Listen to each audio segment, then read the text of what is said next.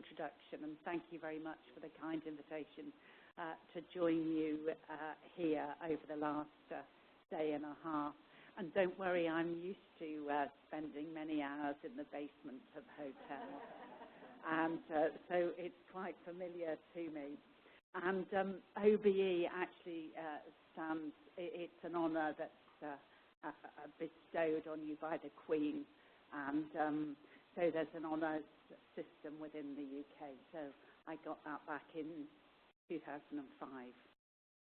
So that's what it means, and that was for services to healthcare sciences in the National Health Service. So what I'm going to do is set out really the context for what it is we're doing to introduce what will be a comprehensive genomic medicine service in the NHS in England. And although I'm going to be commenting specifically about England, we are working with the other countries of the UK, which, as you know, are now devolved from England. So, but England is by far the biggest player in all of this. And I'm going to talk through the 100,000 Genomes Project and the work with Genomics England, and then hone down on what it is we're trying to do to introduce into the National Health Service and align that with research and industry collaboration. So just by way of introduction, we now work slightly differently within the health system in England, and that was a result of the Conservative government coming into power, such that the Department of Health now has is much smaller, much more focused on oversight. And what came out of the changes in the Health and Social Care Act of 2012 was that NHS England was formed. It has the bulk of the budget with £118 billion per annum, and it is responsible for providing services for 55 million citizens free at the point of need. It has a number of different responsibilities, so you can see that it has service commissioning, which commissions services from hospitals and other providers, and also from primary care. What's done centrally are those services that require, that are specialised and requires more central oversight. And what's done more locally is high volume services. But in the case of genomics, as you're going to hear from me later, we're trying to get all of that money that's distributed into one pot so that we can implement genomics in mainstream medicine for the future. So NHS England sets the national framework and priorities for the NHS in terms of strategy and policy, and oversees all of the commissioning and contracting.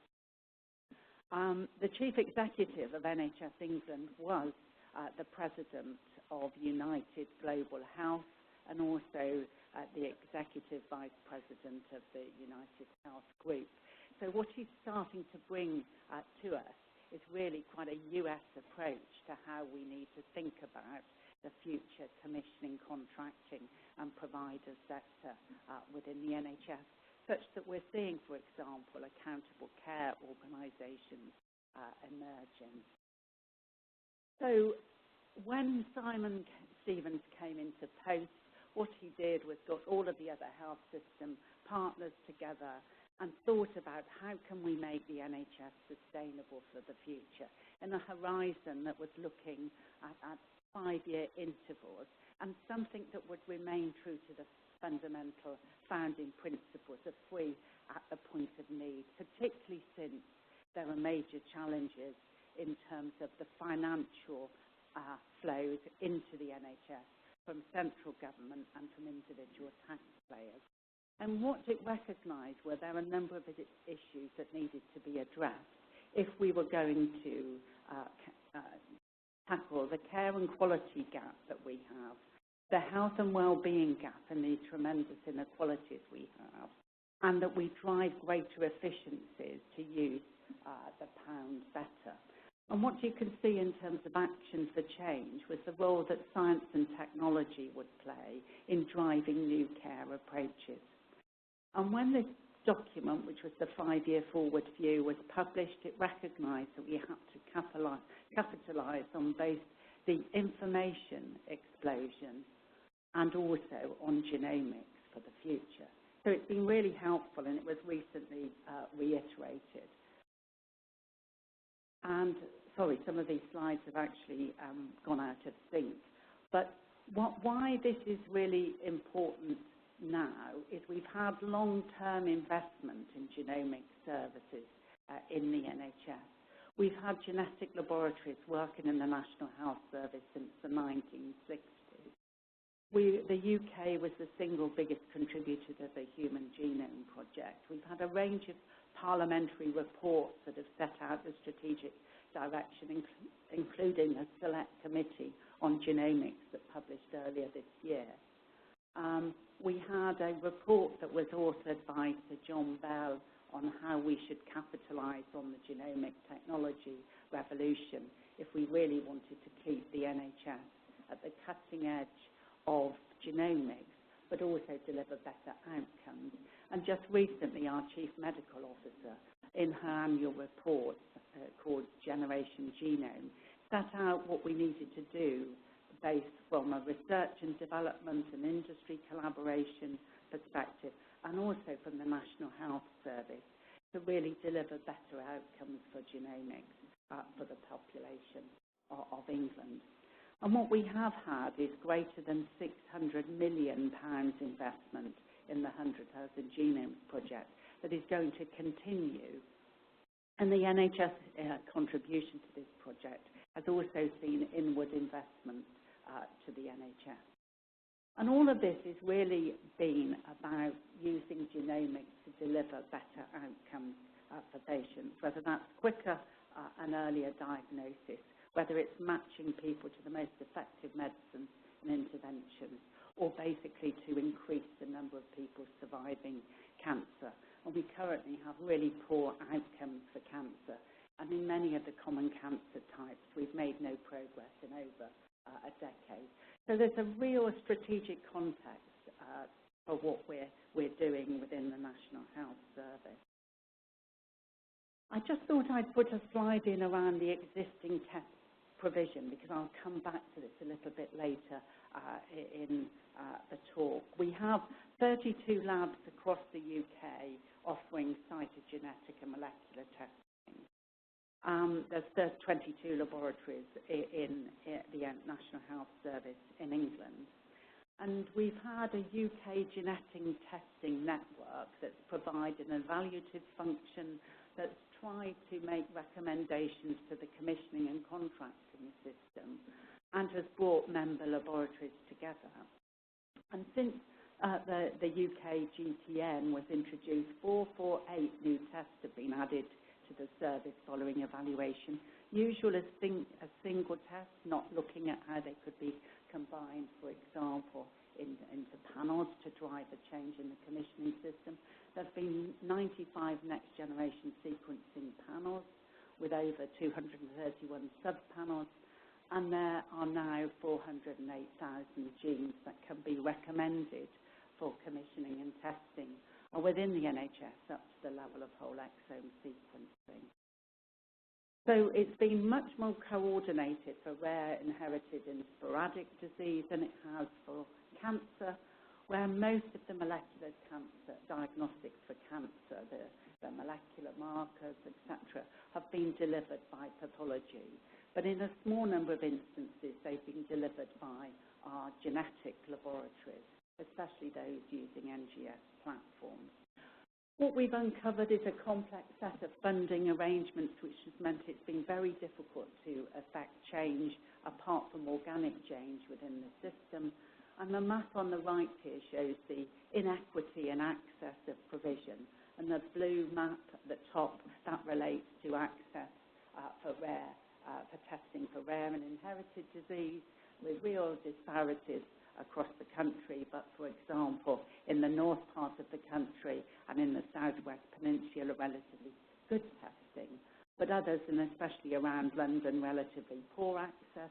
If you overlay that with outcomes for patients, very poor outcomes.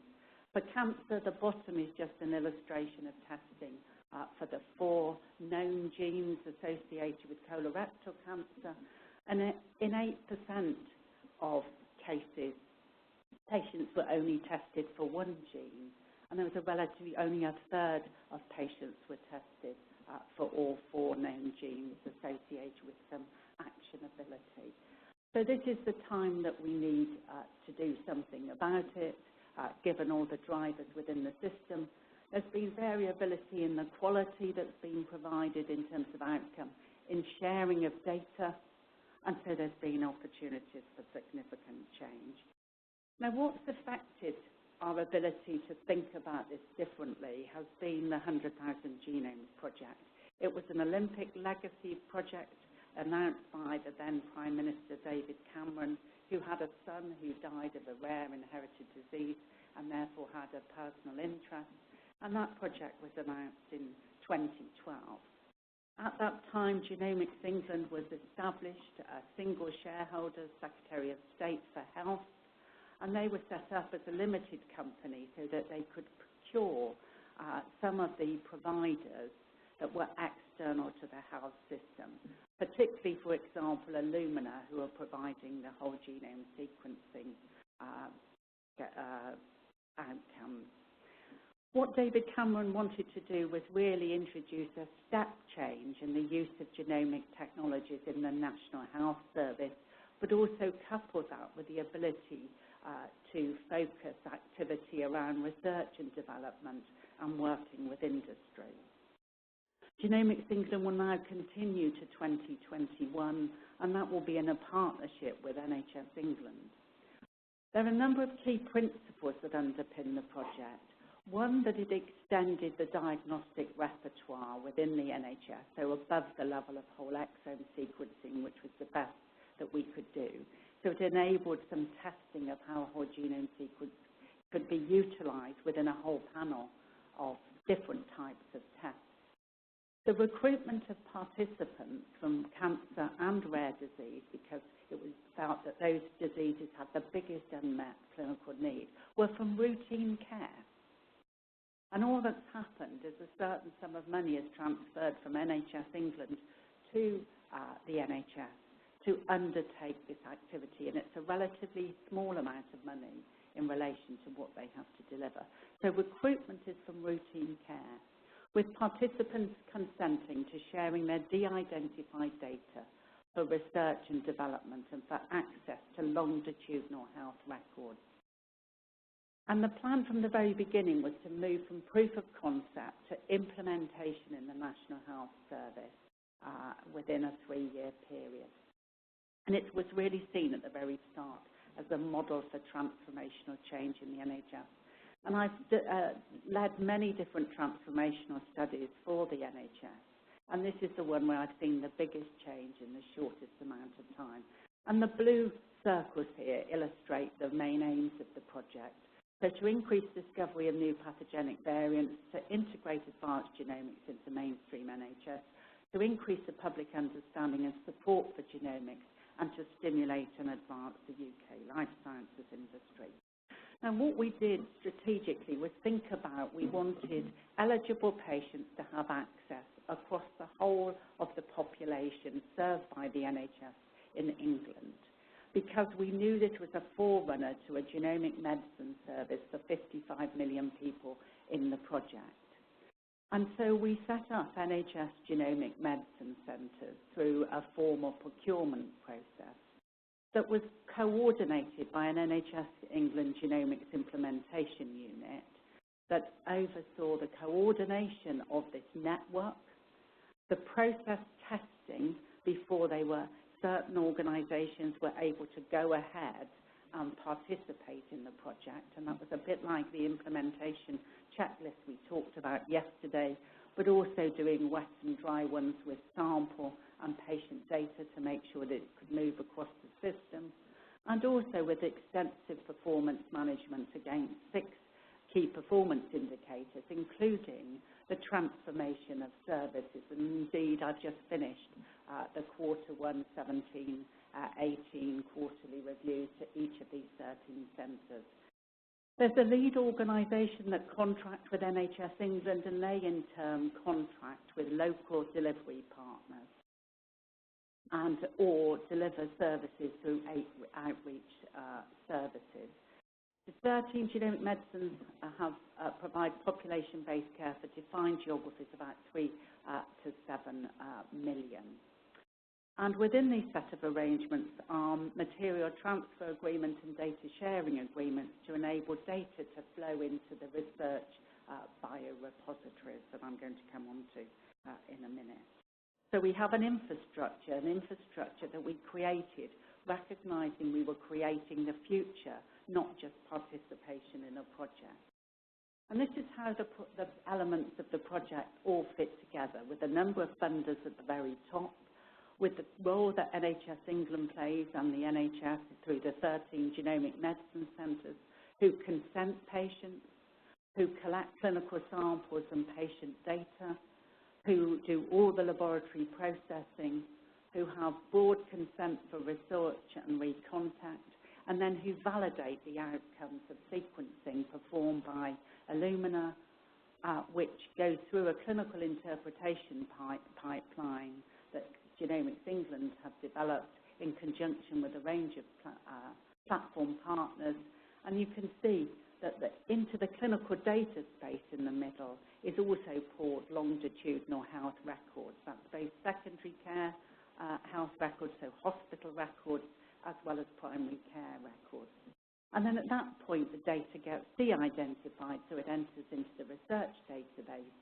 And there it can be accessed through a firewall by clinicians and academics, by those in training, and also by industry. So that's the project all on one slide.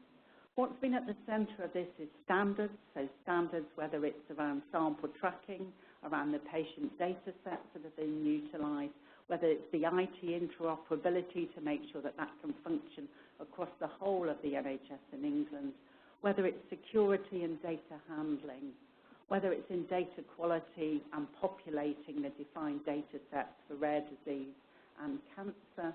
And in rare disease, those data points are over 1,000 different individual data sets, and in sample quality.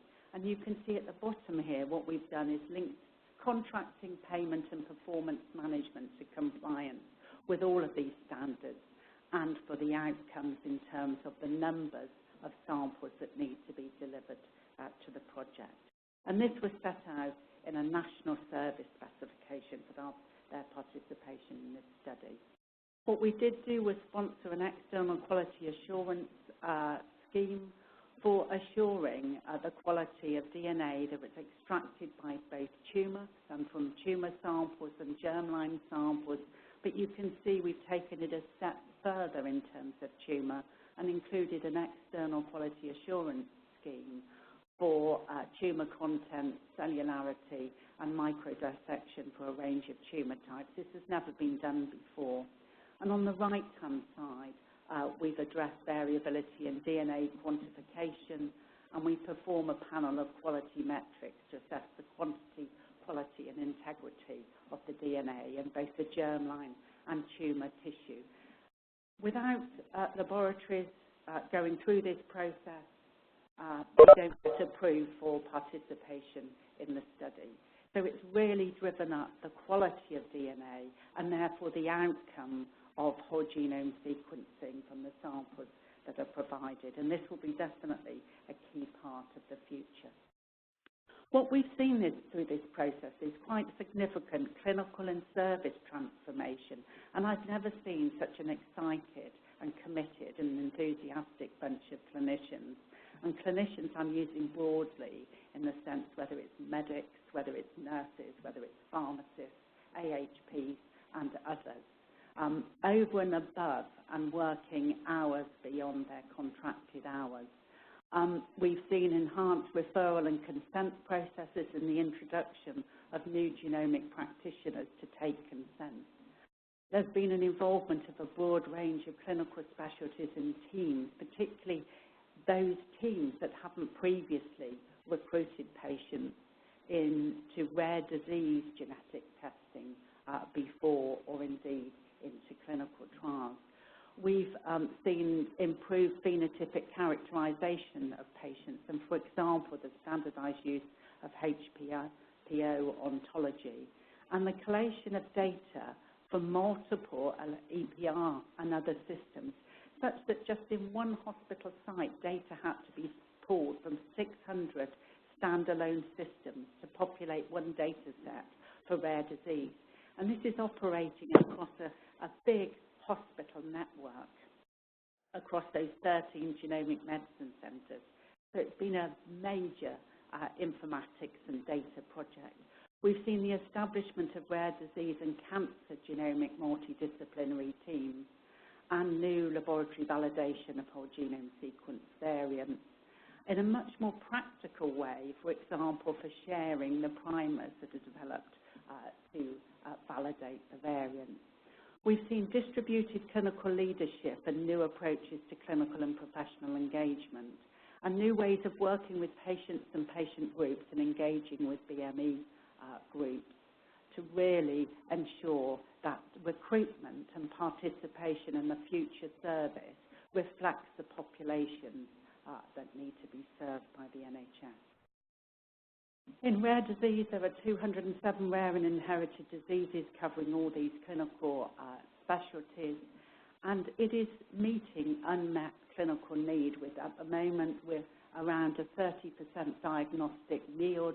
So these are cases previously negative in standard tests. We're seeing recruitment outside of the medical specialty of clinical genetics.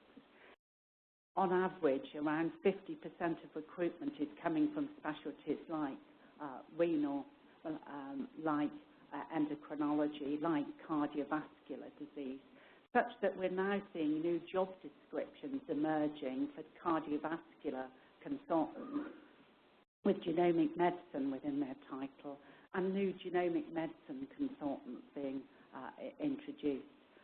We've seen very good recruitment of optimal family structures to really understand penetrance and de novo mutations. And the project has shown how clinicians across the range of conditions are recognising and engaging with the growing role of genomics. In cancer, the problem's been slightly challenging in terms of recruitment to the project, and we now have a slightly revised recruitment target because of the challenges of obtaining optimal sequences from tumour tissue. We have all the common cancers, 13 common cancers included in the project, and we're also collecting multi-omic samples to assess potential technologies, for example, for self-recirculating tumour DNA. And we've got a range of initiatives at the moment to facilitate and speed recruitment in cancer. So, for example, we're going to introduce an exemplar model of genomic analysis in cancer care. Across all of that footprint of the NHS, we've introduced new pathways for fresh frozen tissue collection from the point of either collection at biopsy, perhaps in endoscopy, or at the point of resection of samples within the theatre, which has meant removal of formalin. It's meant the initiation of new transport and handling processes, such as the use of vacuum packing and putting samples onto ice, which has meant there's been a major engagement with pathology. We've got 3 accelerator sites to build clinical pathway, and because fast turnaround is really important, currently we can return a whole genome sequence interpreted report within 17 working days from submission.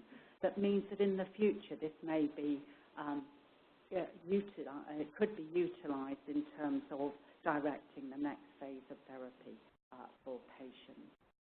So this is just illustrating how recruitment has picked up since 2015 in the West Midlands Genomic Medicine Centre.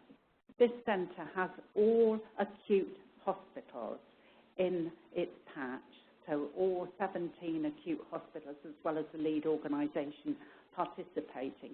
Some of these sites in the periphery of the region have never participated in a genomic clinical trial before.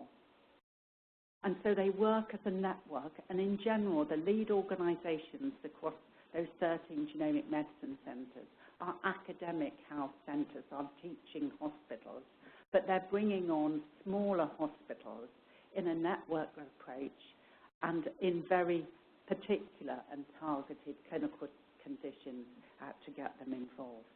We have full demographic data in terms of socio-economic data, in terms of ethnicity, race, gender, and also because we can pull from longitudinal health records or their prior prescribing data. You can see there we have a total NHS commitment of 90,000 DNA samples by next September.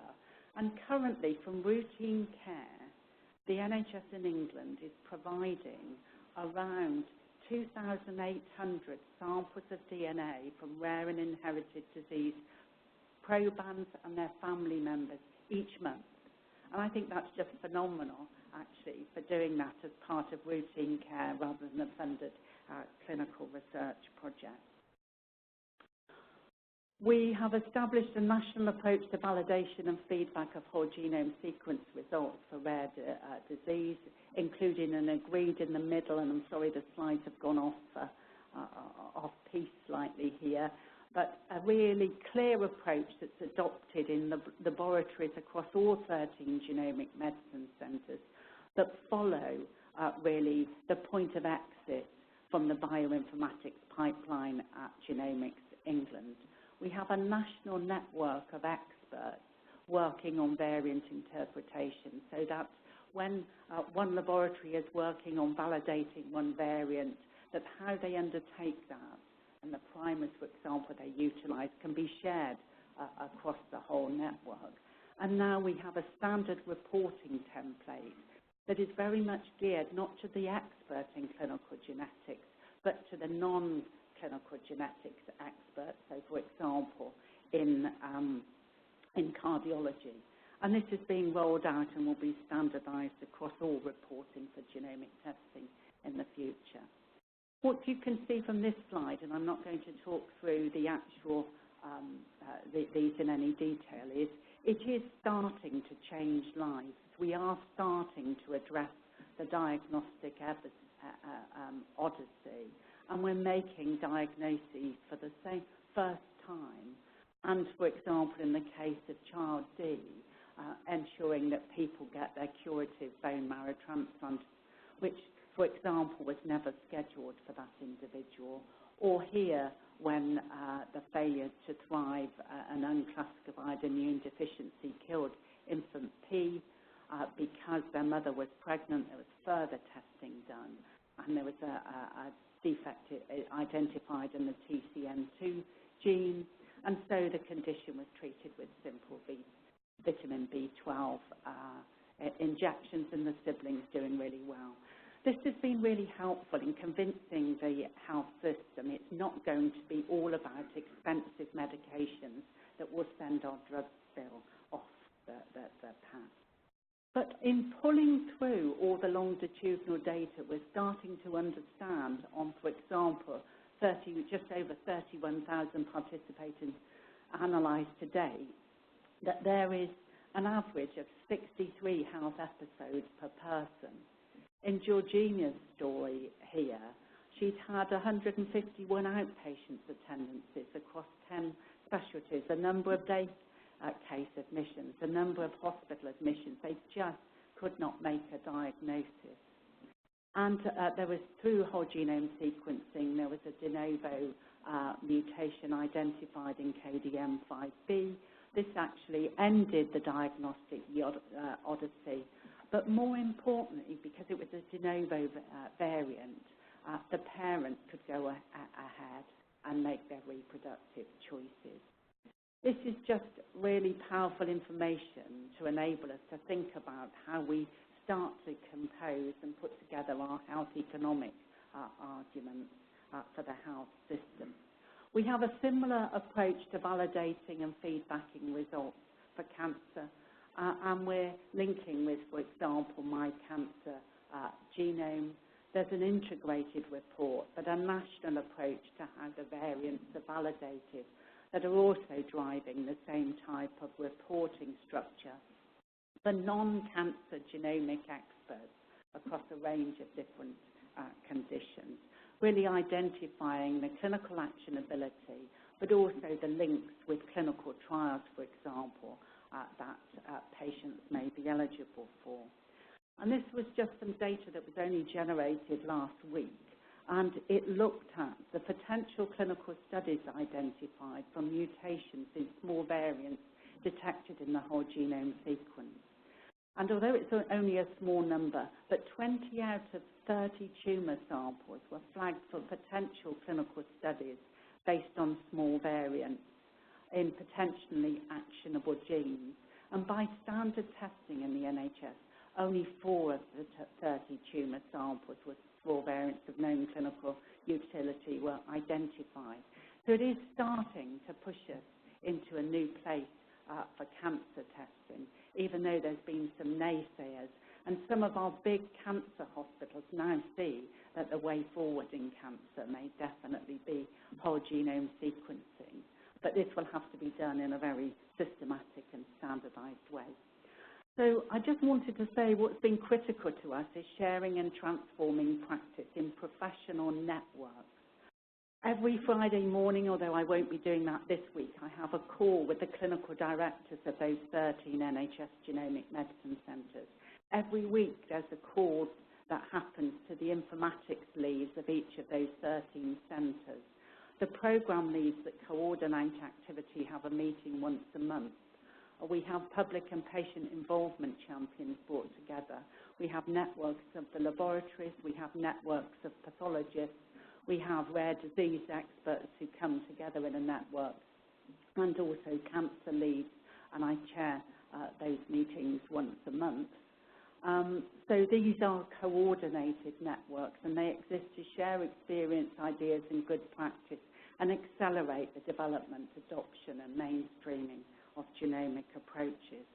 It's supported by a communication strategy such that we have a weekly newsletter that we send out. We have an online repository of key documents, standard operating procedures, guidance documents. We have quarterly national networking events for all those 13 with all clinicians and all those different leads. We have a social media campaign, and this is also backed by a genomics education program. We have a clear engagement strategy, so we have more strategic engagement at the level of our National Health Service, hospital boards and chief executives. We have networks, strategic engagement with our academic and industry partners, and with a range of other national clinical programs and other clinical initiatives. Interestingly, just this morning I had an email from our Chief Executive, Simon Stevens, asking me to present at the public annual general meeting of the National Health Service in 2 weeks' time. And they will be taking a number of priority projects and really taking those both to the annual general meeting and publicising that, given it's a televised AGM, to any interested participants. We have a clear set of clinical engagement, including with the special medical workforce, and that includes now the establishment of a Genomic Champions Network with each of our medical royal colleges. Within those medical royal colleges and those clinical champion networks, there are specific projects, so for example with the Royal College of General Practice, but also with the Royal College of Surgeons and the Royal College of Physicians.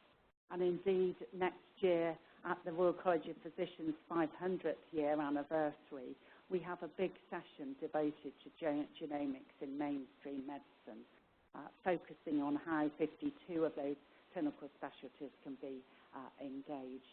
We have other multi-professional engagement, including a nursing and midwifery network, broader secondary care, and also a broader engagement of the primary care workforce, and a raft of different patient and public engagement, including now a structured public conversation about the use of genomics in mainstream NHS care for the future, but also targeting engagement of groups of the public, for example, with school children. And this is just an example of one of the presentations from one of the Genomic Medicine Centres to me recently about their KPI 6 So that's on transformation, and one element of that is communications. And you can see they have a whole range of activities aimed at outreach, science festivals, at schools and other initiatives. And this has all just come from their participation in this project. I wanted to say something about education and training because I've also been leading the Health Education England Genomics Education Programme. We're aiming through the education and training approach to have a comprehensive reach across all 1.3 million NHS staff. And this just at the bottom, this triangle indicates our approach, right from the non-clinical workforce and society at large through to the highly specialised workforce. And that includes the development of new training programmes and new places for genomic counselling and for bioinformatics, right up to the level of specialist medical type training for these non-medical specialist staff. This learning and development is also underpinned by a new Masters in Genomic Medicine that acts as a framework for people to access that Masters programme, either as continuing professional development modules or as step-off postgraduate certificates or diploma programmes. This programme is even being accessed now by a patient as well as a number of different primary care physicians. You can see that the top end of this pyramid is very much focused on the specialist curriculum, in the middle by broader-based training and education, and in the bottom more just-in-time resources. We have resources that support a whole raft of learning at a whole type of different educational levels. We have a 101 series of short online modules, a genomics film series, a whole genome sequencing MOOC, as well as a raft of other website and on-learning resources that get access. And we have a network approach to workforce transformation through the appointment also of 13 Genomic Medicine Centre education and training leads. And we've just established an NHS Faculty of Genomic Medicine to act as genomic champions within the wider workforce and to act as an advisory group to really inform strategy. We're exploring patient pathways that might span the primary care to secondary and tertiary care continuum, and forming a new clinical interpretation partnership in education and training to make sure that we bring all the learning from the 100,000 Genomes Project into education and training interventions. Genomics England have established a clinical interpretation partnership such that partnerships across the world can actually collaborate on determining research activities for the future and for working on the genomic data, that's whole genome sequencing, the phenotypic characterization and the longitudinal health record pool that is now in the de-identified space of the UK Knowledge Genomic Database. And there's participation agreements and now over 1,000 people, researchers eligible for data access. There's also been a partnership with the life sciences industry through a gene consortium, and this has been both providing either some elements to the project or also looking at what's required to align industry alongside the NHS for the future. And so, for example, they had data from 1,000 cancer participants, and you'll see some very familiar names on the right-hand side. This is now moving into a discovery forum, and what that discovery forum with industry will have are options to engage the NHS and those genomic medicine centres via a framework for collaboration, and they may be additional studies or, for example, deeper clinical phenotyping.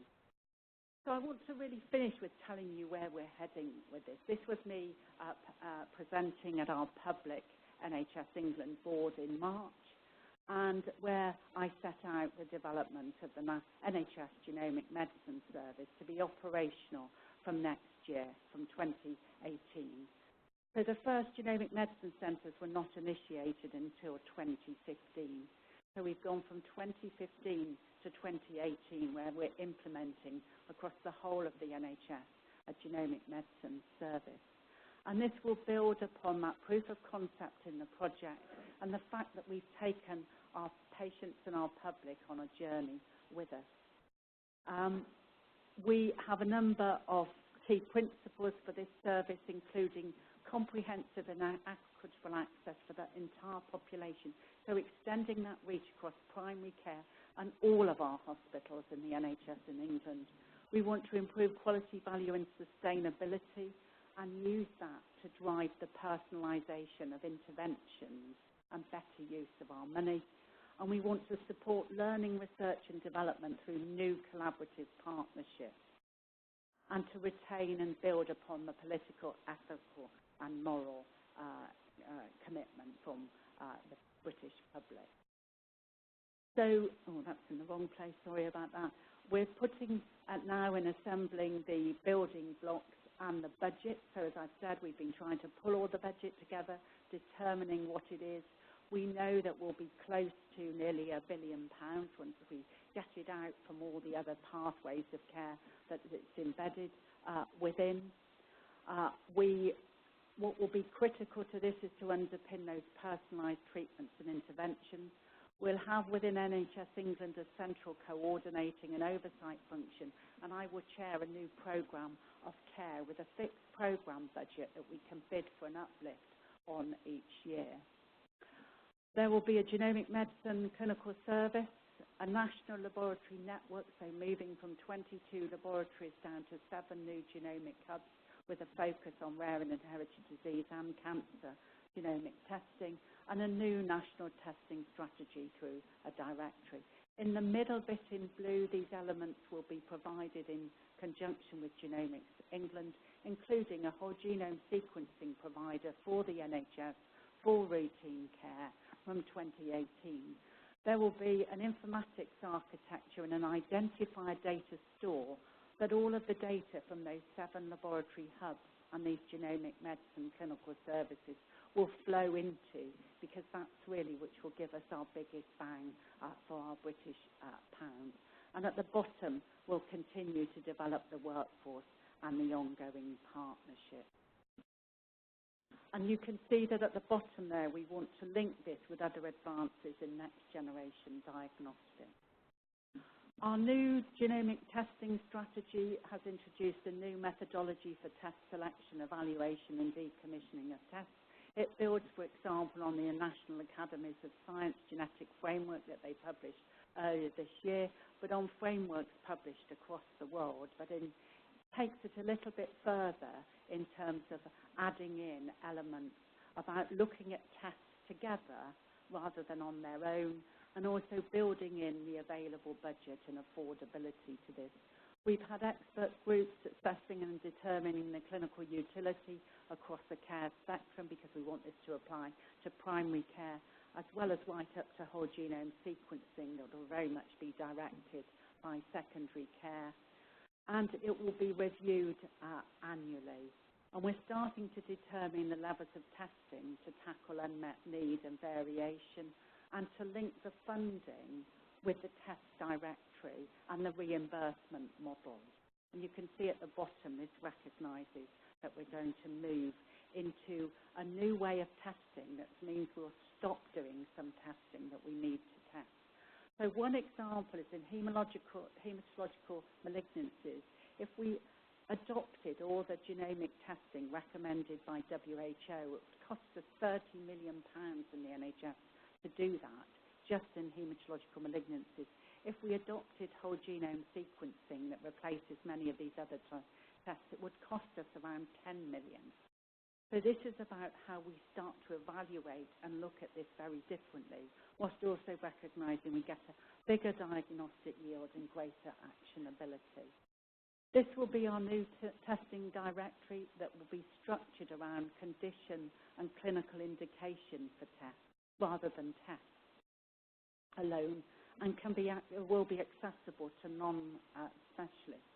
It will drive a genomic testing order comms system and provide access to primary care, and will enable us to align this with budgetary planning and considerations for what we move over a period of time to whole genome sequencing, or what we move in cancer care from single molecular testing up to more extensive gene panels before we consider whole genome sequencing.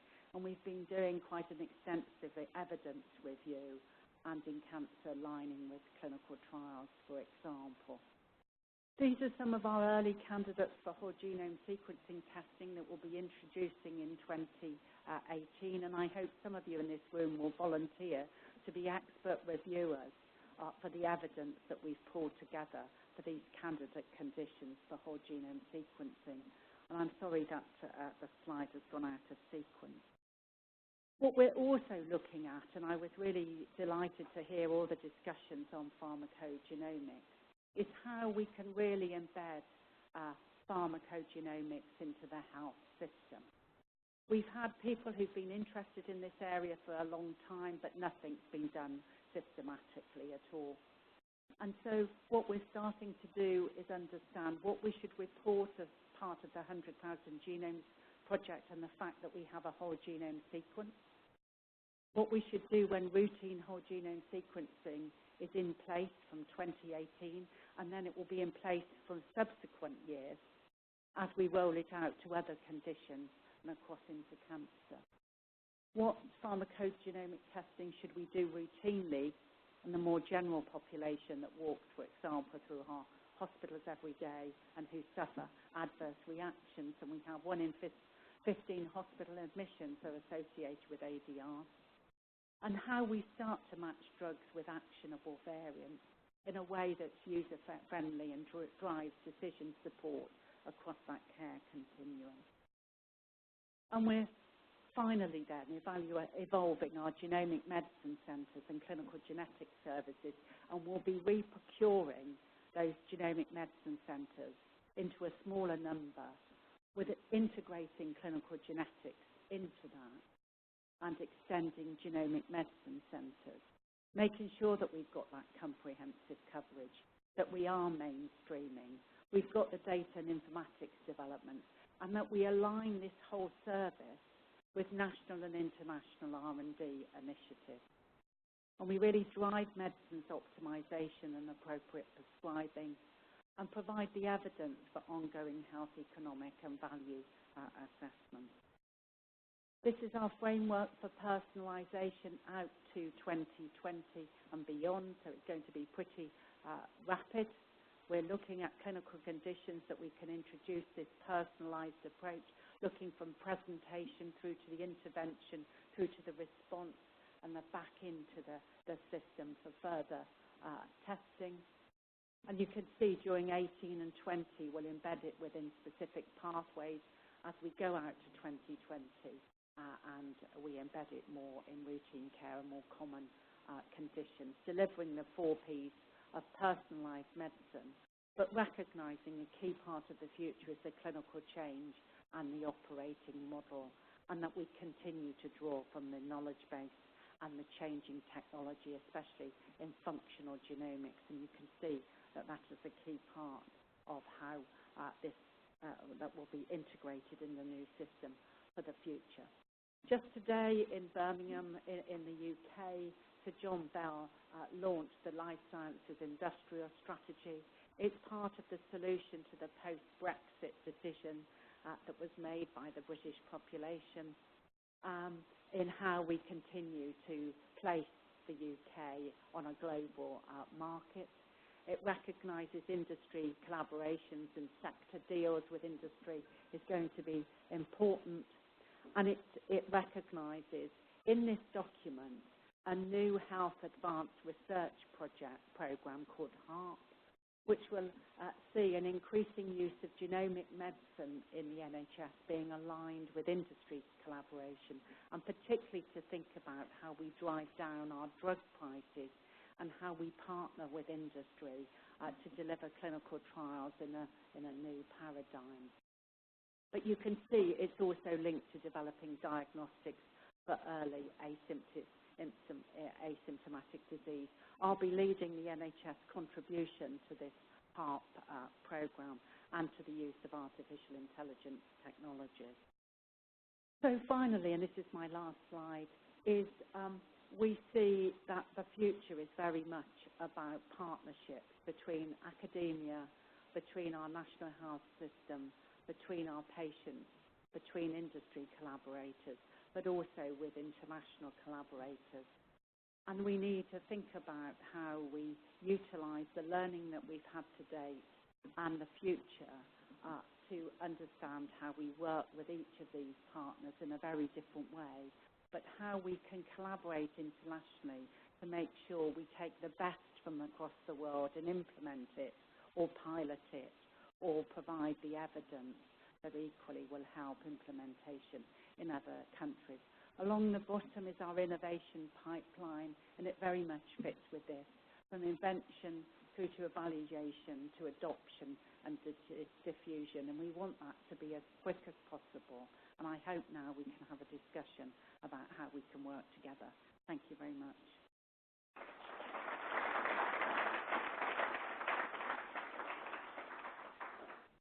Thanks, Sue. That was terrific, and I think all of us are moving to the UK, both as investigators and as patients, probably. Why don't we take a few minutes for some questions specifically on what you just told us about, and then maybe we'll take a break and come back and talk about collaborative opportunities, if that's okay. So, Vicki, and then, okay, we got a few people. Start with Vicki. So looking at the English population, so what are you doing to ensure diversity among all, from Wales to Scotland to throughout England, and while it's largely a homogeneous population, there is some influence on people, on ethnic diversity that's moved into the country. Yes, so Scotland has its own whole genome sequencing project, but it is depositing information into the UK genomic knowledge base. Wales has just initiated their programme, and Northern Ireland has, and across those three countries I have a memorandum of understanding for them to establish NHS Genomic Medicine Centres. So they attend all our network events, they come onto the weekly phone calls that I have with all those clinical directors, they get access to all of the materials. In England, we provide some services for the other countries of the UK, and those will be maintained, and we'll continue to understand the strategic context of those other countries and their plans. In terms of diversity, what we know in terms of participation in the 100,000 Genome Project to date is that the recruitment pattern fits the population demographics. So we know we are tackling that, but there's still more work that needs to be done for the future. But it's not easy having a broken up UK, but we're doing our best to try and put it all back together again and to share as best we can with those. And I have to say, the clinicians, it's quite interesting. There's a one view from politicians about what we can and can't do and how we go about it. But there's a different view from clinicians. So, for example, many clinicians are members of medical royal colleges that are UK-based or in specialist societies. So it's quite helpful in those other countries of the UK, and that they're stimulating their ministers and their governments to go to do something in this area. That was extraordinary. Thank you for explaining this program. I know we're all very impressed. That being said, I'm surprised that you didn't mention the FAR Institute, in that genomic is one side of the coin and phenotype, if you will, is the other. You did mention human phenotype ontology, but we know that that's not routinely entered into clinical records in most environments. It would seem a marriage made in heaven. I recognize the FAR Institute as a UK initiative, not an English initiative, but it is MRC-driven or led with a consortium of funding. And are you collaborating with them? Yes, so the FAR Institute and the evolution of the FAR Institute with Andrew Morris now at the helm will be very definitely involved in the future. But We've introduced HPO classification in rare disease now across all 13 genomic medicine centres and for every single recruitment.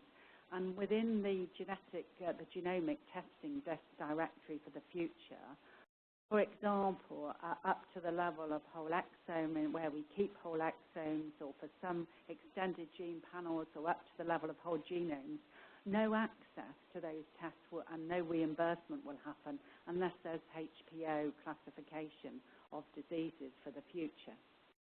And we consider that as part of the minimum diagnostic data set. The FAR have been involved, but it's been somewhat periphery, because a lot of the informatics developments have been led by Genomics England directly. But from an NHS England perspective, there will be very much a link with the evolved FAR for the future. But what it's also driven, interestingly, is we've had data sets for cancer care for some time, but what we've realised is some of the data points, particularly in the way that tumour tissue is handled, has not been conducive to really understand what is happening within a particular sample when it's subjected to genomic analysis. So we've also extended the cancer data set that's collected. And this will be systematic for the future. But part of it is part of this has been about the NHS putting its informatics solutions in place and establishing the interoperability to work in those networks and collect data. And this will extend eventually to primary care. So the informatics pool will have to come from primary care as well as other hospitals, and eventually to take, for example, patient wearable data into that genomic health record, for want of a better description. I agree, fantastic. Do you, and maybe I missed this, do you have embedded in this any formal studies where you will actually use that to generate data that says, you know, in 5 years from now, I guess there was a economic or a quality benefit of people getting sequenced versus those that didn't, you know, as a randomized thing, or comparing to any people that are not actually getting sequenced, or do you think that there's sufficient data on that? I mean, I think everybody in this room probably believes there's benefits, but there are oftentimes payers and stuff that don't. So is there any actual formal comparison like that, or is this just, we're just going to do it and we already believe that it's of value? So what we've done in terms of the areas we think are candidates is we've looked at the evidence, and that's evidence within the 100,000 Genomes Project, evidence around the testing and spend, because sometimes we're spending 6 times more than the cost of whole genome sequencing, and we're paying around £606 for a whole genome sequence at the moment. So we're spending 6 times that to do a raft of testing in series that doesn't really give a diagnosis or an outcome for a patient, even if there's no actionability associated with it. So we've started with the areas, looked at the evidence really, really carefully, established a methodology that includes health economics that will enable us to look and gather the evidence in a structured way in the future. And a lot of that evidence will come from the 100,000 Genomes Project, but other projects across the world. And unless we have this annual review and we build it in, we're not going to be able to drive the change and release the cash. And I have to say that you can imagine that some of the pushback that I'm actually getting around the reimbursement strategy, i.e. you do the wrong test and no money is going to flow, or you do the wrong test by the wrong methodology, then you won't be paid for it. And it's generating an interesting set of discussions, because people still want to do whole genome, they want whole genome sequence, they still want to do their whole exome, and they still want to do some single gene testing when the patient initially presents. So, but I think it's letting go, and because we've got new service structures with 7 genomic hubs, there's going to be a new leadership in those hubs. And so what we've done, and this is a real diversion for us, we've specified the workforce makeup of those hubs. And each one of them has to have a scientific director of a national, international reputation in genomics.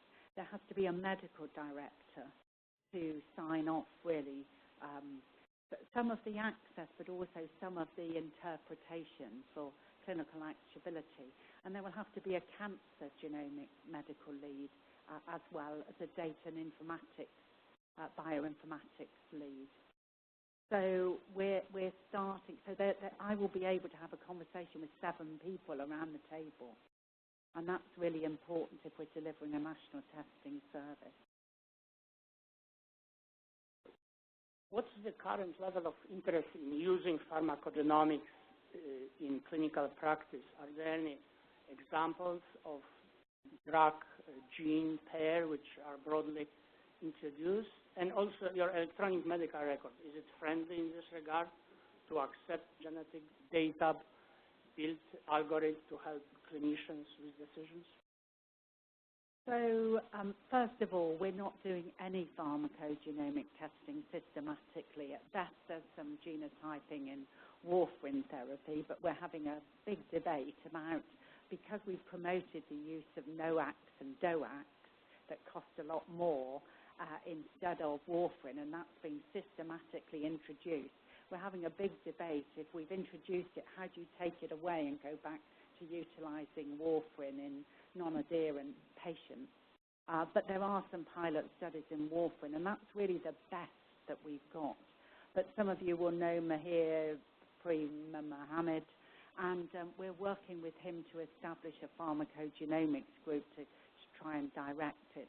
In terms of the data, I think our missing link at the moment is some of the clinical decision support, which is why I'm really interested in the work that you've been doing through Ignite and what we could learn, especially with some of the developments, not only in pharmacogenomics, because I think, and I sent a note this morning saying we need to get some people over from this network to talk at our big pharmacogenomics workshop for 2 days later this year, but also some of the other work you've been doing with primary care, for example. Yeah. We'll take 1 or 2 more questions, and we'll take a break. So Carol, and then Julie, and then I have one. Thank you for your wonderful talk. I wanted to get back to when people are talking about diversity and about politics. When I first got involved in doing genetic testing, I was warned that Black people in the United States would think it was eugenics. We were trying to show how populations were inferior. You now have a situation where the government is testing people's genes, or it could be viewed that way. And I was interested, because of what's going on in your country and our country, whether the diverse populations, if you've gotten any feedback. We got the opposite. We got feedback in a positive way that people weren't worried about this. But I know there's a lot of worry that when you test diverse populations, people are going to think, especially if the government is involved, that you're trying to, there's something fishy going on. So what has the public response been? What's been interesting is that we've had 2 things that have really stimulated some of the dialogue. One is the potential access of Google DeepMind to some of the health data, not related to genomics, but it's meant that we've had quite a conversation about the use of data and data by companies that might use it for other purposes. The second is that the biggest reason for people not participating in the 100,000 Genomes Project has been the industry collaboration and thinking that industry is going to use their data inappropriately. But the millennials have a different view to those baby boomers and other people in this, and it's been striking in terms of the views. And also there's a small section of the medical population who are very paternalistic in their views. So there's a lot more work to do, hence the public dialogue conversation. And so, for example, So the millennials are people who share things on Facebook, on Instagram, on a Snapchat, on all of those things, and they put all sorts of personal data out in that social media, and so therefore thinking about sharing their genomic data, they think that that's just like sharing any other data. So they have a very different view to others. And it's been quite interesting when some of the sort of younger people have been consented to participate in the 100,000 Genomes Project. It's their parents who've actually overturned the young person's decision-making. So that's one thing. Secondly, there's no doubt about it that we need to engage in many different ways for the diverse population that we have in the UK. And so that's why working through Genomic Medicine Centres and trying to engage local populations, local religious and cultural leaders has been really fundamental to making sure that we've got participation that reflects the local population. We still have more to do, and what's actually emerging, and I did a big patient participation conference, and what's really emerging is that the whole transgender actually agenda and how we tackle that within this whole area of genomic practice. We haven't started that discussion, but it is ongoing. But we feel we have a job to do, and one of the things that I'll be doing is engaging actively with all of our citizens to make sure they understand the potential. But we've been helped by the media, by newspapers and by television in terms of their support for the use of genomics. So, and one of the things that struck me is I went to a clinic on a Saturday morning at the Royal Free Hospital in London, which was a polycystic kidney disease clinic, and there were 100 people who turned up, so 50 patients and different family members. When you engage them in why they might participate in the study, even though that it may actually not have any benefit for them, when they understood that, they understand the utility, the fact that we were going to work with international experts across the world. All 50 signed up on a Saturday morning to participate and gave their samples. And they were queuing to say, me next, me first. And it's been really heartwarming to see the approach from patients. Julie? So I have a really practical question. So of those that you have tested, I'm wondering if you can give us an idea. I mean, I would assume they're relatively young, so are they mostly children? No? And so I guess maybe then my question, if not, is what would lead the physician or caregiver to think that an older person needs genetic tests? So taking the cancer folks out, I guess.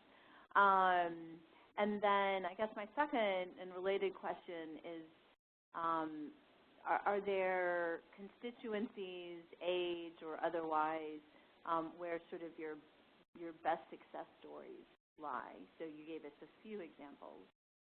So I guess I'm just trying to get an understanding of the demographics of the people who are tested, and then the demographics of the ones where you have, really an answer to the question that got them tested. So across all the genetic testing that's done in the NHS now, it's a real spectrum across all ages. But what I have to say is through the 100,000 Genomes Project participation, in certain rare and inherited disease, we've released unmet, unknown rare and inherited disease in the population because they've resided outside of really those specialist centres of care.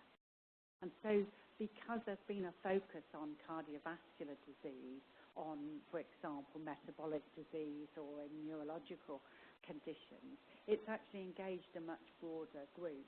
So we have, participating in the 100,000 Genomes Project, we have obviously children and young people because many of the conditions apply there.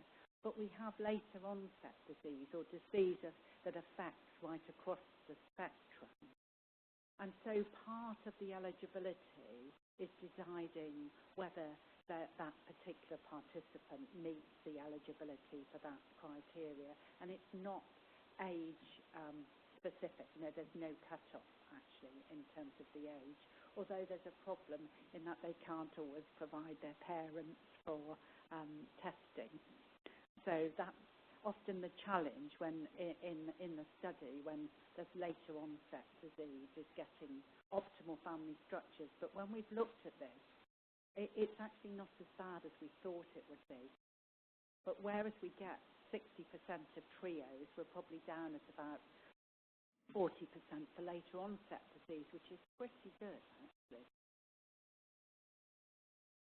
So did that answer your question? Yeah, my second question was, I mean, obviously not always when you do whole genome or whole exome sequencing are you going to find an answer to the question. So, I mean, is there a sense of, if you had fewer resources, is there a cohort that you would target those resources because you have a higher percent success?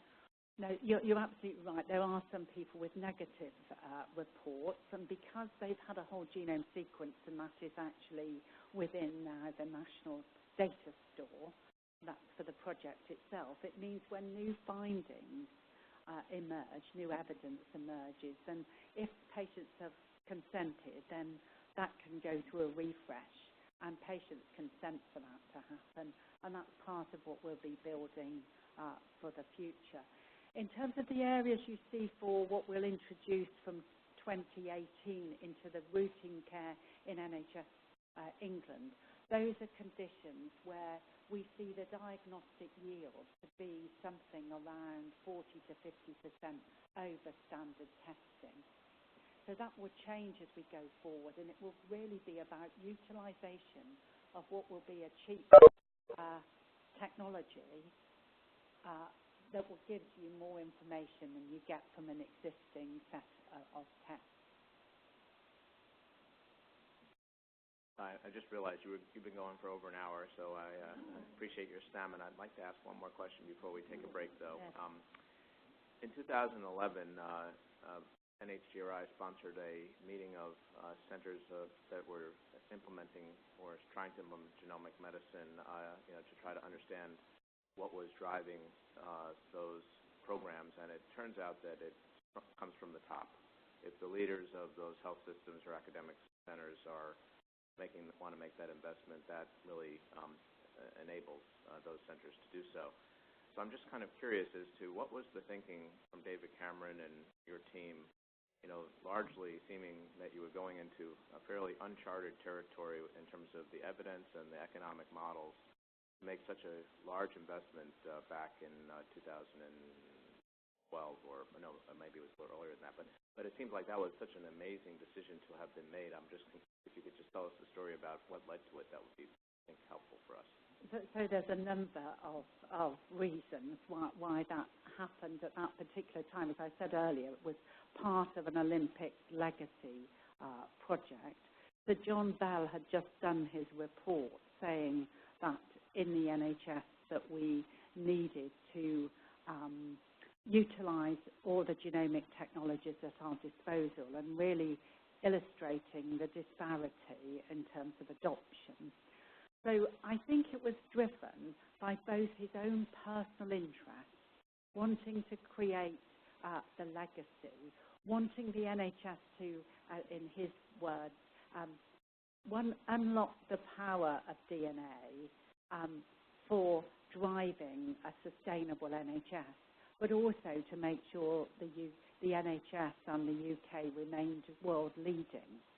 So that was a lot of the thinking at that time. And I remember at that time I was working in the Department of Health, and somebody phoned me. It was a Friday afternoon. They said, "Oh, we're going to do a whole genome sequencing project. The PM's just said we're going to do it. How much do you think we should put in the budget for it?" And I said, "Well, I need to really do some thinking," and some of that was around education and training. So we just came up with some numbers within an hour, and so it was a very much a spur of the decision, the spur of the moment decision. what's been really interesting and critical for the NHS is that we have the very top of the office. So Sir Malcolm Grant, who's the chair of NHS England, who I work very closely with, and Simon Stevens, the chief executive, really both totally and 100% behind it, and all of the board of the National Health Service for England. There's not one dissenter. So that's been critical for that leadership from the top. And one of the things that I've done as the Senior Responsible Officer for Genomics and introducing this in the NHS is I haven't changed the message too much. Because if you change the vision and the objectives frequently, then you lose the ability to affect the change that you actually need and to get the buy-in. And so we've stuck more or less to where we've been and where we were heading with the project. But what's been critical, I think, for this is to have some of our leading academics leading the NHS Genomic Medicine Centres. So these are clinical academics leading them, driving the change and communicating that change, not just to their own peers in that particular interest area, but across to the general medical community. And that's been really important because these are people who, are known by many. Thank you. That was, again, wonderful that dialogue at the last 20, 30 minutes. So I'd like my colleagues to thank you again for coming.